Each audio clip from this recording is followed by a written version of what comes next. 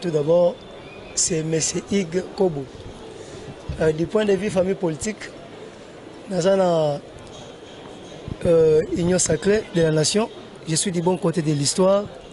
Où est Kambami, Naïmogo, Mwanamboga, les purs Kinois, les vrais Congolais Fatih Berton. Dans la carte parti politique, les libres et travailleurs démocrates, où est Kambami, Mwanamboga Fabrice Kelani, en sigle LTD. Dans la fonction, dans la carte parti LTD, nous avons chargé la mobilisation et l'implantation du parti.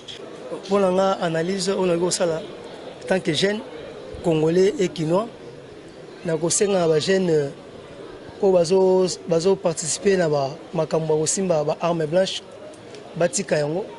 parce qu'à venir à lobby, c'est pour les jeunes. Donc pour l'État vraiment renforcer la sécurité, c'est du point de vue provincial, à travers la ville Ngumba, Kinshasa, quand même la moi en boka, Gentini Ngobila. Na ilongo na ministre na biso la sécurité VPM Peter Kazadi. D'abord renforcer la sécurité. Bon, pour l'anga na sepela, pour la mise à la pourquoi? Parce que élection est un acte oyo, tout le monde a la population azopona gouvernant c'est-à-dire c'est dirigeant na la population congolaise to se préparer pour la maponami oyo et oza collègue la maman mboka président de la République Fatih Berton et que voter est un droit il y a citoyen tout pour la ngana ko pesa pesa sous conseil na bande ko nga ba kinois to voter cette fois-ci utile et surtout quoi Mouto déjà à l'écart en 2005 comme député 2011 comme député, 2018 comme député. En 2023, tout le monde a bonga na biso ba oyo, toujours se préparer to kota et bonga yango. Pour message sur la société. Mingi étant que autochtone, il y a vu la province à Kinshasa, on a Muteke. Muteke na muyaka ba koli esika moko, ba balani esika moko. Neto par exemple, ko ya biso papa, abala wa biso maman muyaka. Depuis qu'on a vu l'histoire où je vois comme s'il y a une main noire dans le phénomène où il y a un bondo.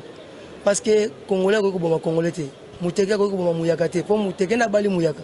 Les Congolais sont Mouyaka. Depuis longtemps, tout le monde est en côté.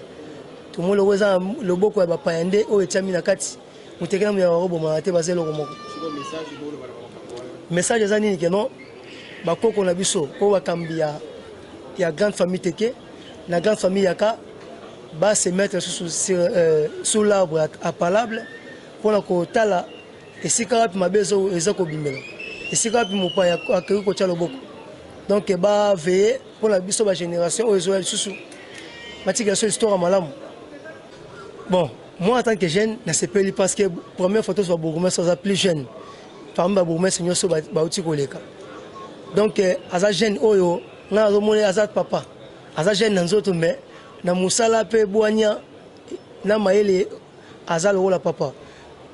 On a lutter contre insécurité na kata commune sele, azo lutter contre salubrité, to moni ba terrassé, a komi ko vider ba terrassé, a tie bopeto, donc ba marché na ba wenzenyo tout donc ba na ba balabala bopeto avant dans na bureau tant muke mettant na eminga passa on la terrain pour la ko mobiliser kin bopeto.